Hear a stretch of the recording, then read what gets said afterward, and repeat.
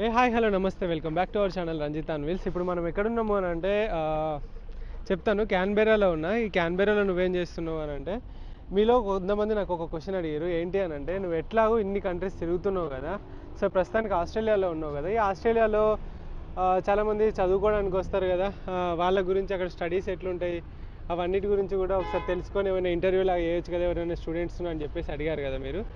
దానికోసం అని చెప్పేసి నాకు తెలిసిన ఒక అమ్మాయిని అయితే లైక్ అడగడం జరిగింది. సో తను ఓకే అన్నది. సో అవన్నీ కూడా డీటెయిల్స్గా ఏమేమి క్వశ్చన్స్ ఏమేమి అడుగుతున్నా అనేది అండ్ ఇక్కడికి ఎలా రావాలి అవన్నీ కూడా అడుగుదామని అనుకుంటున్నా. ఒకసారి తనతో మాట్లాడదాము with her permission.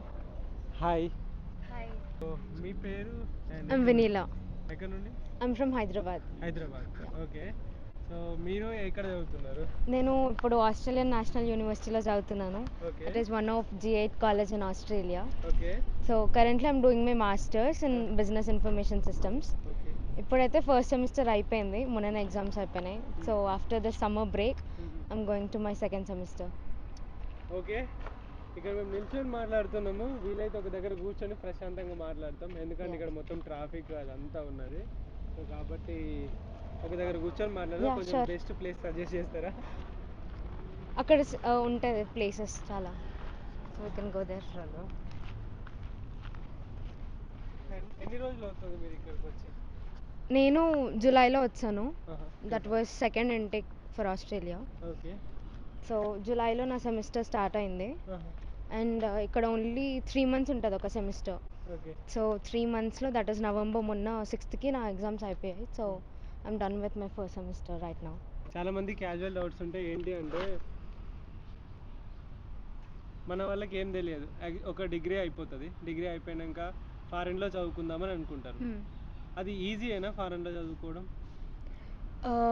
Like Australia గురించి మాట్లాడితే, ఆస్ట్రేలియా ఎడ్యుకేషన్ సిస్టమ్ అయితే చాలా different and difficult when compare to India system. మనకి ఎట్లా అంటే ఇండియాలో జనరల్గా మనం ఏదైతే చదువుకుంటామో అదే వస్తుంది ఎగ్జామ్లో. So it's like kind of memory test అనొచ్చు. బట్ ఆస్ట్రేలియా సిస్టమ్ ఎట్లా అంటే, like when ever you study something, నీకు ఆ కాన్సెప్ట్ 100% అయితేనే నువ్వు ఆ ఎగ్జామ్లో ఆ పేపర్ ఇవ్వగలుగుతావు.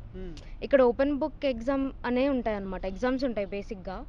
కొన్ని యూనివర్సిటీస్కి జస్ట్ అసైన్మెంట్స్ ఉంటాయి, బట్ నా యూనివర్సిటీలో అయితే ఖచ్చితంగా ఎగ్జామ్స్ ఉంటాయి, సెమ్ అండ్ ఎగ్జామ్స్. సో ఈ ఎగ్జామ్స్లో ఎట్లా అంటే, like once you study something, ఆ కాన్సెప్ట్ నీకు 100% అర్థమైతేనే నువ్వు అది రాయగలుగుతావు. So it's like completely different. అసలు నువ్వు చదువుకుంది రాదనమాట, సో డిఫరెంట్గా వస్తుంది. So it's gonna be difficult. సో ఒకసారి నువ్వు వెళ్దాము చదువుకుందాము ఫారిన్ స్టడీ అని మైండ్లో ఫిక్స్ అయితే, then you have to face all this. అన్నిటికీ లైక్ మెంటల్గా ప్రిపేర్ అయ్యి రావాల్సిందే ఇంకా. ఓకే. ఇప్పుడు ఒక 60% ఉన్నది మన ఇండియాలో అతను ఇక్కడికి వచ్చి లేదా ఆవిడ ఇక్కడికి వచ్చేసి తను చదవగలదా, బయటపడగలదా? అంటే యా, ఇఫ్ లైక్ ఈ టూ ఇయర్స్ స్ట్రగుల్ చేసి కష్టపడి చదివి if they are gonna like pass, then it should be good. ఒకసారి 2 years కష్టపడి తర్వాత జాబ్ వచ్చేసింది, ఇక్కడ జాబ్ వచ్చిందంటే, దెన్ ఆబ్వియస్గా లైక్ ఇక్కడ ప్యాకేజ్ డిఫరెంట్ మన ఇండియాతో కంపేర్ చేస్తే, ఇక్కడ శాలరీ వేరు, అన్నీ వేరు కాబట్టి యా బాగానే ఉంటుంది, సర్వైవ్ అవ్వచ్చు. యా. ఓకే. ఇప్పుడు ఒక మధ్యతరగతి వ్యక్తి ఉన్నాడు, అంటే వాళ్ళు పూర్ అనుకోండి, ఓకే, అన్ని డబ్బులు లేవు. సో మీకు ఇక్కడికి రావడానికి ఎంత ఖర్చు అయింది? అంటే ఇన్ జనరల్గా ఒక వ్యక్తి రావడానికి ఎంత ఖర్చు అవుద్ది, మీకనే కాదు, ఒక వ్యక్తి ఇక్కడికి రావడానికి ఎంత ఖర్చు? ఓకే, ఇన్ జనరల్గా it depends on university fees అనమాట. సో ఇప్పుడు యూనివర్సిటీ ఫీజ్ బేస్డ్ చెప్తే, లైక్ ఆబ్వియస్గా ఎవరైనా లోన్ తీసుకొనే వస్తారు. లైక్ సో నేనైతే 40 lakh లోన్ తీసుకొని వచ్చాను. సో అందరు అంతే వస్తారు అనుకుంటాను, బికాజ్ ఇక్కడ యూనివర్సిటీ ఫీజెస్ తగ్గట్టు అండ్ నీ లివింగ్ ఎక్స్పెన్సెస్ కూడా అవ్వాలి కాబట్టి. So yeah. ఓకే. ఆ లోన్స్ అనేటివి మరి ఎలా వస్తాయి ఇండియాలో మనకి? ఇండియాలో జనరల్గా లైక్ పబ్లిక్ సెక్టర్ బ్యాంక్స్ ఉన్నాయి at the rate, and also private sector banks ఉన్నాయి. సో పబ్లిక్ సెక్టర్లో రావాలంటే ఆబ్వియస్గా కొలాటరల్ లోన్ అయి ఉండాలి. పబ్లిక్ బ్యాంక్స్ కొలాటరల్ బేస్డ్ ఇస్తాయి. అంటే ఏదైనా మన ల్యాండ్, ఇల్లు అలాంటివి పెడితే అప్పుడు ఇస్తారు, అది ప్రూఫ్ కింద పెట్టుకొని ఎవిడెన్స్ లాగా. ల్యాండ్ ఇల్లు లేకుంటే రాలేమా? అట్లయితే నాన్ కొలాటరల్ లోన్ తీసుకోవచ్చు. అది అదే. ప్రైవేట్ సెక్టర్ బ్యాంక్స్లో ఇస్తారు నాన్ కొలాటరల్ లోన్. అంటే మీ ఫాదర్ది ఆర్ మదర్ది ఇన్కమ్ చూసి సో శాలరీ బేస్డ్ ఇస్తారనమాట నాన్ కొలాటరల్ లోన్ అది. సో ఏం ఎవిడెన్స్ తీసుకోరు, జస్ట్ పే స్లిప్స్ చూసి ఇచ్చేస్తారు నాన్ కొలాటరల్ లోన్. ఒకవేళ వాళ్ళ ఫాదర్ కానీ మదర్ కానీ కూలీ పని చేసుకుంటున్నారు అనుకోండి, అంటే ఓకే. ఎగ్జాంపుల్గా ఓకే. కూలీ పని చేసుకుంటున్నారు, వాళ్ళ దగ్గర ఆస్తులు ఏం లేవు, ఓకే. కానీ అతనికి చాలా చదువుకోవాలని ఉన్నది. సో అలాంటప్పుడు అతను ఏం చేయొచ్చు? అలాంటప్పుడు G8 కాకుండా level 1 colleges universities are also best. So ఇప్పుడు G8కి లెవెల్ 1కి ఏంటి తేడా అంటే కొంచెం ఫీజు తక్కువ ఉంటుంది. G8 అంటే ఏంటి? G8 అంటే గ్రేట్ 8 యూనివర్సిటీస్ ఆఫ్ ఆస్ట్రేలియా. ఈ యూనివర్సిటీలో ఆస్ట్రేలియా మొత్తంలో గ్రేట్ 8 అండ్ నేను చదివే ANU is one of them. Yeah. So ఇందులో కొంచెం ఫీజు ఎక్కువ ఉంటుంది, ఎగ్జామ్స్ ఉంటాయి and all this. But level 1 college కూడా కొన్ని కాలేజెస్ కొన్ని యూనివర్సిటీస్ ప్లేస్మెంట్స్ ప్రొవైడ్ చేస్తాయి అనమాట. సో అలా చూసుకొని వాళ్ళ స్ట్రీమ్ బేస్డ్ ఏ యూనివర్సిటీలో ఎక్కువ స్కోప్ ఉందో చూసుకొని at the same time fee కూడా చూసుకొని ఒక లోన్ తీసుకొని వస్తే they should be able to survive. Loan అనేది వస్తుందా? మళ్ళీ యా నాన్ కొలాటరల్ లోన్ తీసుకోవచ్చు ప్రైవేట్ సెక్టార్ బ్యాంక్స్లో. ఫాదర్ మదర్ ఇట్లా అంటే లైక్ వాళ్ళు ఏం జాబ్ చేయరు, వ్యవసాయమో కూలి పని చేస్తున్నారు అలాంటి, అంటే నేను ఒక పేద వ్యక్తి గురించి మాట్లాడుతున్నా, అతను రాగలడా? మేబీ డ్రీమ్ ఉంటుంది కదా, Yeah, yeah, just obviously. Information వాళ్ళకి ఇద్దామని అంతే, ఇది అట్లేం లేదు, జస్ట్ ఇన్ఫర్మేషన్ ఇద్దామని. Maybe they can. అంటే ఇక్కడికి వచ్చాక ఎప్పుడైతే లైక్ పార్ట్ టైంలో జాయిన్ అవుతామో that part time should be able to cover all the expenses. అంటే నీ రెంట్కి, ఫుడ్కి, లివింగ్ ఎక్స్పెన్సెస్ అన్నీ అక్కడ కవర్ అవుతాయి. బట్ ఫీజ్ మాత్రం కవర్ చేయలేము పార్ట్ టైం జాబ్తో, to be honest. First semester second semester అవ్వదు, maybe like from third semester if you save all the money from beginning, third semester fourth semester you should be able to cover the fees. So first 2 tuition fee like first semester second semester fees అన్నా like parents or some other కట్టాల్సి వస్తుంది అప్పుడైనా. So at that time maybe loan తీసుకుంటే అవుతుందేమో. Non collateral loan అయితే నార్మల్గా proofs లేకుండా ఇచ్చేస్తారు బేసిక్గా, జస్ట్ పే స్లిప్స్ చూసి ఇస్తారు. లైక్ అట్లీస్ట్ ఒక మేబీ 30,000 పర్ మంత్ వచ్చినా యా. ఇంకా ఇన్కమ్ లేనప్పుడు ఎక్కడైనా అప్పు తీసుకొని రావడం బెటర్. మీరు అన్న G8 కాకుండా G1 లెవెల్ 1 కాలేజెస్లో ఒక అంటే సెమిస్టర్కి ఎంత ఫీ ఉంటుంది? అంటే ఎంత అంటే అప్రాక్సిమేట్, అంటే నేను కరెక్ట్ నెంబర్స్ చెప్పనట్లేదు, ఎంత ఫీ ఉంటుంది? ఒకవేళ ఇక్కడికి వచ్చే ముందు అడ్వాన్స్ ఏమైనా పే చేయాలా? పే చేయాలి. ఎంత? ఆస్ట్రేలియాకి ఫస్ట్ సెమిస్టర్ ఫీజ్ పే చేయాలి వచ్చే ముందే, అప్పుడే నీకు కన్ఫర్మేషన్ ఇస్తారు. ఓకే. వేరే కంట్రీస్కి అలా ఉండదు, బట్ ఆస్ట్రేలియా మాత్రం ఫస్ట్ కండిషనల్ ఆఫర్ లెటర్ ఇస్తారు. ఆస్ట్రేలియాకి చాలా తలకాయ నొప్పి ఉంటుంది to be honest. First conditional offer letter ఇస్తారు.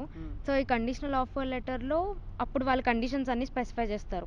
ఈ కండిషన్స్ అన్ని నువ్వు సాటిస్ఫై చేస్తేనే నీకు మేము అడ్మిషన్ ఇస్తామని. ఆ కండిషన్స్లో నీకు జీపీఏ ఎంత ఉండాలి, నీకు ఐఎల్స్లో ఎంత ఉండాలి, అండ్ నీకు మళ్ళీ financial documents, ITRs, IT returns అవన్నీ ఇంత ఉండాలి, ఫ్యామిలీ ఇన్కమ్ ఇంత ఉండాలి. సో ఇవన్నీ ఉంటాయి అన్నమాట. ఆ కండిషన్స్ అన్ని నువ్వు సాటిస్ఫై చేసి వాళ్ళకి అప్లోడ్ చేస్తే then they'll give you unconditional offer letter. So conditions లేకుండా, and with that you have to pay the first semester fees. అన్కండిషనల్లో ఫస్ట్ సెమిస్టర్ ఫీజ్ కడితే అప్పుడు వాళ్ళు నీకు కన్ఫర్మేషన్ లెటర్ ఇస్తారు, COE కన్ఫర్మేషన్ ఆఫ్ ఎన్రోల్మెంట్. అప్పుడు నీకు అడ్మిషన్ వచ్చినట్టు. లైక్ ఫస్ట్ సెమిస్టర్ ఫీజ్ ఏదైతే కడుతున్నావు you have to show the proof also. At least 3 months savings ఉండాలి ఒకవేళ సేవింగ్స్ నుంచి కడితే. ఒకవేళ అంటే 3 months సేవింగ్స్ అకౌంట్లో ఉండాలి. యా. అంటే ఒకవేళ అప్పులు తీసుకొని వస్తున్నారంటే 3 months ముందు నుంచే అడుగుతారా ఈ అప్పులు ఎక్కడికి వెళ్ళి వచ్చినాయి, ఎందుకు వచ్చినాయి, ఎందుకు ఇచ్చిర్రు ఇట్లా ఏమన్నా? నో, అంత పర్టికులర్గా బ్యాంక్ స్టేట్మెంట్స్ అయితే చెక్ చేయరు. These are like savings from 3 months అని చెప్పి, అంటే ఒకటేసారి 10 lakhs 12 lakhs అట్లా పెట్టకుండా ఒక 5 lakhs ఒకసారి, 6 lakhs ఒకసారి అట్లా పెడితే that should be fine. Based on అంటే వాళ్ళ కండిషన్లో స్పెసిఫై చేస్తారు మాకు ఇంత చూపించాలి సేవింగ్స్, ఇంత చూపించాలి అని. So minimum 10 to 12 should be fine. 10 to 12 lakhs. Good. And ఇంకొకటి ఒక డౌట్ ఉంది, ఇది అందరి డౌట్ అనుకుంటా, ఏజెన్సీ ద్వారానే రావాలా లేకుంటే నార్మల్గా కూడా ఏమన్నా ఆన్లైన్లో సెర్చ్ చేసుకొని యూనివర్సిటీకి కాంటాక్ట్ అయ్యి ఇట్లా నేను చదువుకుందాం అనుకుంటా, ఇట్లాంటివి ఏమైనా ఉంటాయా? నేను నా పర్సనల్ ఎక్స్పీరియన్స్ చెప్తున్నాను, కన్సల్టెన్సీ త్రూ వస్తేనే బెస్ట్. హైదరాబాద్లో చాలా కన్సల్టెన్సీస్ ఉన్నాయి which like they don't take money from you, free service. నేను వచ్చింది అలాంటిదే, Oh. Free consultancy. అంటే యూనివర్సిటీస్తో పార్ట్నర్షిప్ అయి ఉంటాయి. సో యూనివర్సిటీ వాళ్ళు పే చేస్తారు కాబట్టి దే విల్ మీ దగ్గర ఏం తీసుకోరు డబ్బులు. యూనివర్సిటీ నుండి ఫీజులో నుండి వాళ్ళు తీసుకుంటారు. yes. మేబీ అదంతా బ్యాక్గ్రౌండ్, నాకు అదంతా తెలియదు. బట్ అది టాక్ అయితే అది. అంతే అది. బట్ వాళ్ళైతే ఫ్రీ కన్సల్టేషన్ చేస్తారనమాట కొన్ని కన్సల్టెన్సీస్. Yeah. సో వీళ్ళు ఏంటి అంటే ఈ కన్సల్టెన్సీ త్రూ వెళ్తే ఏంటి యూజ్ అంటే నార్మల్గా గ్రేట్ 8 యూనివర్సిటీస్కి అప్లై చేయాలంటే అప్లికేషన్ ఫీ కూడా ఉంటుంది మళ్ళీ.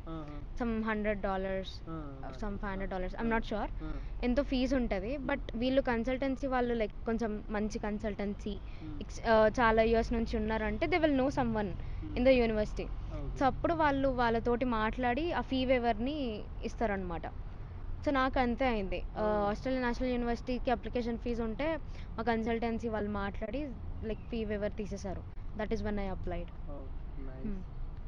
ఓకే, ఇక్కడికి వచ్చాక కొంతమంది వస్తారు, అంటే అందరూ కాదు, అంటే లైక్ ఆస్ట్రేలియాకి వస్తారు. వచ్చిన తర్వాత చదువుకోవడానికి, అంటే లైక్ అందరు ఇంటెన్షనల్గా చదువుకోవడానికే రారు. వస్తారు, ఒక కాలేజ్లో జాయిన్ అవుతారు, పార్ట్ టైమ్స్ చేసుకొని మనీ సేవ్ చేసుకొని తెచ్చుకున్న అప్పులు కట్టేసుకొని ఆ తర్వాత కొన్ని లైక్ ఇక్కడే ఉండిపోయి సెటిల్ అయిపోయి ఏమైనా జాబ్స్ చూసుకొని అట్లా వస్తారు కదా. సో అంటే లైక్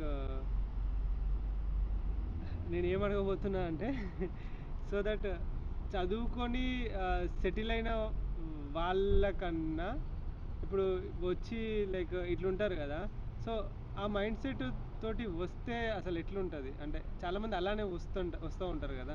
లైక్ చాలా మంది ఏంటంటే వాళ్ళ అసలు ఇంటెన్షన్ చదువుకోవడానికి కాదు.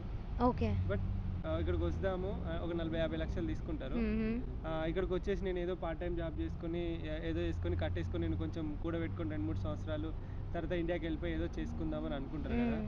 సో అంటే అట్లా ఇప్పుడు అంత అంటే లైక్ ఒక నార్మల్గా మాట్లాడితే అన్ని అప్పులు చేసి అన్ని లోన్ తీసుకొని వచ్చిన వాళ్ళైతే ఆ మెంటాలిటీ తోటి రారు. అంటే బేసిక్గా కొంచెం కష్టపడదాం, చదువుకుందాం, so that all this will get cleared అన్నట్టు ఉంటారు కదా.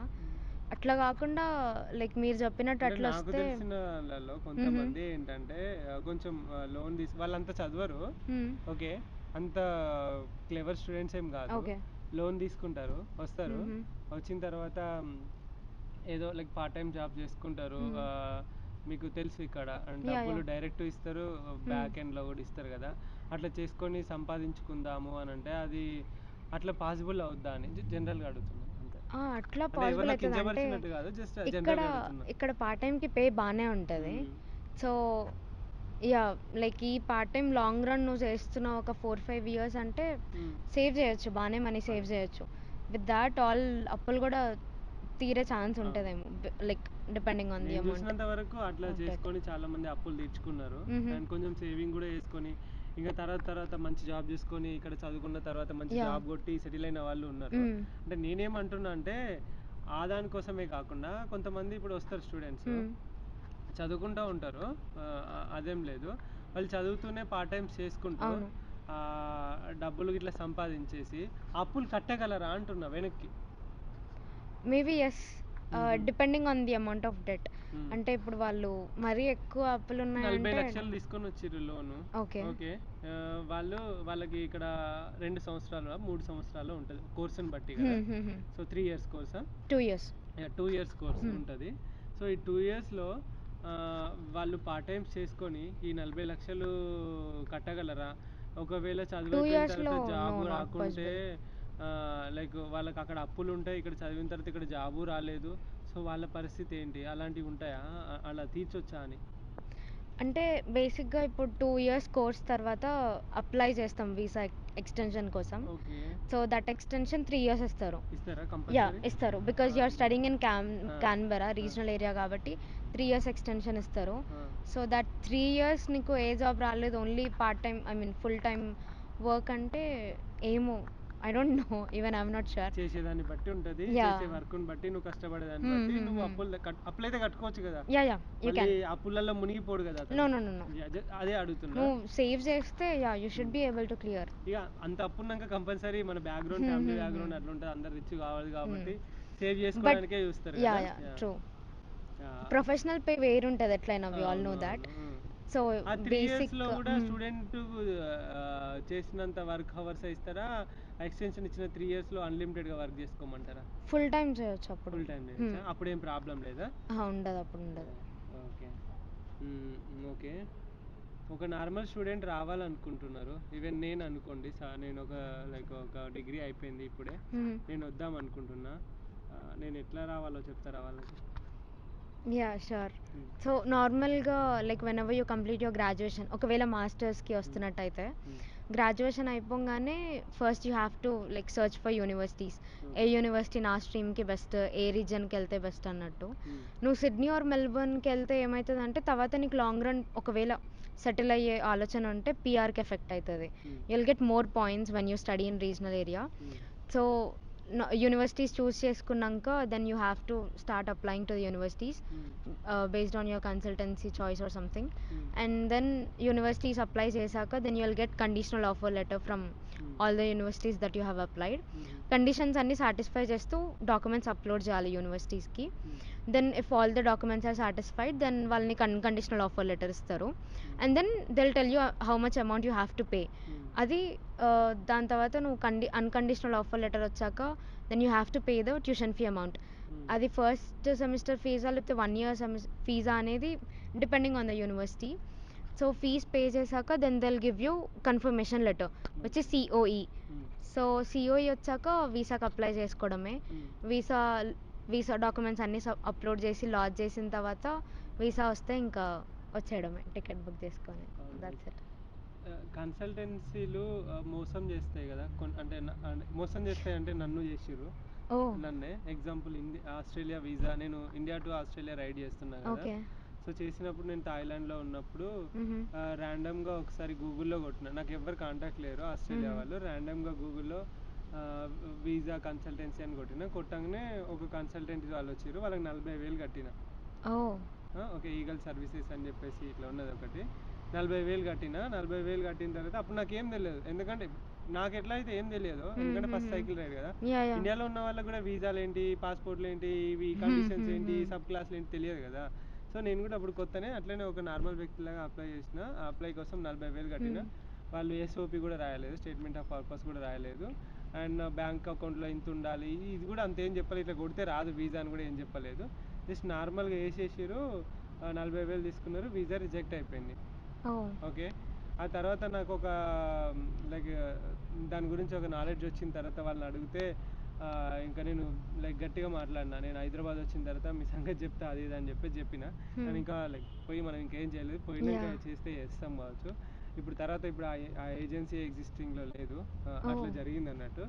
సో ఇట్లా స్టూడెంట్స్ మోసపోతారా నాలాగా? అంటే బేసిక్గా ఆల్రెడీ ఇక్కడికి రావడానికే చాలా ఖర్చు అవుతుంది. లైక్ వీసా ఫీ కట్టాలి, మళ్ళీ డాక్యుమెంట్స్ అన్నీ ఒకవేళ లేకపోతే అవన్నీ చేయించడానికి డబ్బులు ఖర్చు అవుతాయి. సో నేనేమనుకున్నా అంటే why to waste again money on consultancy అని చెప్పేసి అనుకున్నా.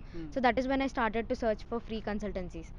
సో ఇప్పుడు ఫ్రీ కన్సల్టెన్సీ అయితే మంది పోయేది ఏం లేదు, ఒకవేళ అయినా కూడా మన మనీ ఎక్కడ వేస్ట్ అవ్వవు. సో ఫ్రీ కన్సల్టెన్సీ సర్చ్ చేశాక, అండ్ టు బి హానెస్ట్ మనకు తెలిసిన కన్సల్టెన్సీ వాళ్ళైతే ఇంకా బెటర్. ఇది మా అన్నయ్యకి తెలిసిన కన్సల్టెన్సీ, మా అన్నయ్య వాళ్ళ ఉండవు. యా ఆబ్వియస్గా ఉండవు. సో గూగుల్ నార్మల్గా సర్చ్ చేసి ఫ్రీ కన్సల్టెన్సీ అని చెప్పేసి వాళ్ళతోటి మాట్లాడినాక వాళ్ళ బ్యాక్గ్రౌండ్ సర్చ్ కూడా చేస్తే మీరు ఎంతమందిని పంపించారో ఇప్పటి వరకు ఈ కంట్రీస్కి, ఇవి వాళ్ళ సక్సెస్ రేట్స్. ఇక్కడికి వచ్చినాక స్టూడెంట్ ఇక్కడ మన వాళ్ళు ఉన్నారు, స్టూడెంట్స్ ఉన్నారు, మీరు అంటే ఇప్పుడు ఒక కొత్త స్టూడెంట్స్ వస్తారు, చేస్తారు ఆస్ట్రేలియాకి రాగానే వాళ్ళకి ఏం తెలియదు ఎయిర్పోర్ట్ లో చేస్తారు, వాళ్ళు అలా కూడా హెల్ప్ చేస్తారు. So we need to find a good consultancy. ఇంకేమైనా చెప్దాం అనుకుంటున్నారా? లేదు, అంటే లైక్ తెలియదు కదా, వాళ్ళు కొత్త వాళ్ళు కదా, లైక్ వద్దాం అనుకుంటారు కదా స్టూడెంట్స్, చాలా ఆశలతో ఉంటాయి కదా, అలాంటి వాళ్ళకి ఏం మైండ్లో రావట్లేదా? లైక్ నువ్వు ఇక్కడికి వచ్చామంటే ఖచ్చితంగా ఒక గోల్ పెట్టుకొని వస్తాము. లైక్ వీ హ్యావ్ టు, ఇక్కడికి వచ్చాక ఆబ్వియస్గా స్ట్రగుల్ అయితే ఖచ్చితంగా ఉంటుంది. You will be alone from your home sick ఉంటుంది. అండ్ ఆల్సో ప్రతి ఒక్కరు ఇప్పుడు మాస్టర్స్ అనగానే మనకి మూవీస్లో చూపించినట్టు, లేకపోతే మన ఫ్రెండ్స్ మన సీనియర్స్కి అయినట్టు మనకు కూడా అవుతుంది, లైఫ్ సెట్ అయిపోతుంది. ఇప్పుడు జనరల్గా రిలేటివ్స్కి తను మాస్టర్స్కి వెళ్తుంది, అబ్రాడ్ వెళ్తుందంటే అందరికి ఒక లైక్ పాయింట్ ఆఫ్ వ్యూ ఏముంటుంది, ఓకే ఇంకా లైఫ్ సెట్ అయిపోతుంది, ఇంకా మీ ఫ్యామిలీకి ఇంకా లైఫ్ సెట్ అన్నట్టు మాట్లాడతారు. బట్ ఇక్కడికి వచ్చాక యాక్చువల్ స్ట్రగుల్ స్టార్ట్ అవుతుంది అనమాట. అండ్ నేను రీల్స్ లో చూస్తా, అనవసరంగా వచ్చిన అమెరికా, అనవసరంగా వచ్చిన యూకే, ఇక్కడ నాకు నరకం కనబడుతుంది, ఇట్లుంటుంది, అనవసరంగా వచ్చిన ఆస్ట్రేలియా అని కొంతమంది వీడియోస్ చేస్తూ ఉంటారు. వాళ్ళను కింద కామెంట్స్లలో ఎవడు బొమ్మన్నాడు నువ్వు, ఎందుకు పోయి ఆడికి పోయి వీడియోలు చేస్తాను, అదే ఇంటికి రావచ్చు కదా అని చెప్పేసి కామెంట్ చేస్తూ ఉంటారు ఇన్స్టాగ్రామ్లో చూస్తే. సో నిజంగా అంత స్ట్రగుల్ ఉంటుందా? ఉంటుందా అంటే ఉంటుంది. బికాస్ నువ్వు చదువుకునేటప్పుడు ఇప్పుడు నార్మల్గా ఒక బీటెక్ కాలేజ్ తీసుకుంటే you don't work while studying. చిల్గా మంచిగా కాలేజ్కి వెళ్తాము, జస్ట్ అటెండెన్స్ మెయింటైన్ చేయడానికి వెళ్తాము, దాని తర్వాత రేపు ఎగ్జామ్ అంటే ఈరోజు కూర్చొని చదివి రాసేసి వస్తాము. బికాస్ నువ్వు చదివిందే రేపు ఎగ్జామ్లో అడుగుతాడు కాబట్టి. కానీ ఇక్కడ అట్లా ఉండదు, you have to study, otherwise you won't pass. ఎందుకంటే కాకుంటే మరి ఫెయిల్ అయితే పరిస్థితి ఏంటి? పంపించేస్తారు ఇండియాకి? ఫెయిల్ అయితే పంపరు, కాకపోతే ఇక్కడ again you have to take the course and right. అట్లా ఒక 5 సంవత్సరాలు ఇట్లనే ఫెయిల్ అవ్వకుండా రాస్తుంటే పరిస్థితి ఏంటి? అన్నిసార్లు నాకు తెలిసి అలౌ చేయరనుకుంటా.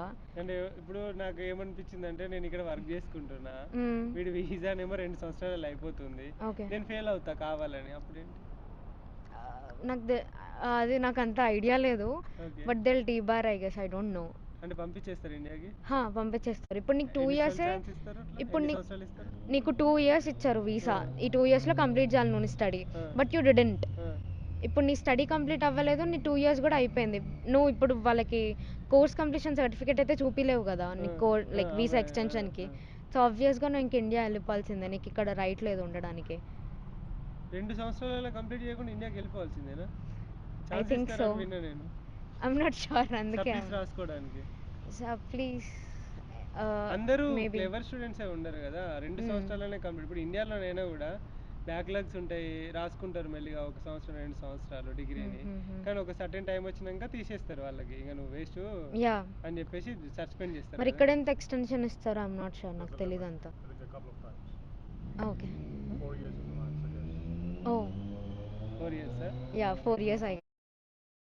నీలాంటి వచ్చే వాళ్ళకు చాలా మందికి సహాయం చేయాలని కోరుకుంటున్నా. నీ ఐడియా అయితే ఏం మెన్షన్ చేయను, if you want then mention చేస్తే ఏమైనా ఉంటే, లైక్ వాళ్ళకి ఏమైనా ఇన్ఫర్మేషన్ కావాలంటే మెసేజ్లు వస్తాయి కావచ్చు. బట్ ఒకవేళ తనకు ఓకే అని అంటే తనది ఏదైనా లైక్ కాంటాక్ట్ అయితే కాదు, వాళ్ళ అన్నయ్య ఏదైనా ఎవరిదో ఒకరిది, సో దట్ వీడియో కింద ఇన్స్టాగ్రామ్ లింక్ అయితే ఇస్తా తనది, సో దట్ మీరు ఒకవేళ ఆమె ఫ్రీగా ఉన్నప్పుడు మీకు రిప్లై ఇస్తుంది. ఏమైనా ఫర్దర్గా ఎవరైతే లైక్ వాంటెడ్లీ ఎవరైతే పూర్ పీపుల్ కానీ ఎవరైతే మిడిల్ క్లాస్ ఉన్నారో, చదువుకోవాలని ఉన్నది అండ్ ఇక్కడ ఏదైనా జాబ్ తెచ్చుకోవాలని అనుకున్న వాళ్ళు కాంటాక్ట్ అవ్వండి. So thank you very much, thanks for your time and all the best. Thank you. Thank you. Night meeting. Thank you.